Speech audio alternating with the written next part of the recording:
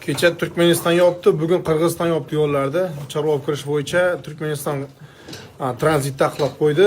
Ya'ni Turkmenistonga endi chorva kirmaydi. Parondan borganlar через Turkmen O'zbekistonga kirib turdi. Qirg'iziston ham bugun yopdi 9-sentyabrgacha 2026-yil. Endi Qirg'izistondan ham hech qayerga, ya'ni O'zbekiston bo'ladimi, Qozog'iston bo'ladimi, hech qayerga chorva chiqmaydi. Chorva chiqmaydi. Endi O'zbekistondagi narx nima qanday bo'ladi? O'zlaringiz bir prognozlaringizni aytinglar, qani chorvachilar. Nima gapsiz bo'ladi? Go'sht narxi, mol narxi, buqa, sigir qanaqa bo'ladi deb taxmin bildirasizlar qani?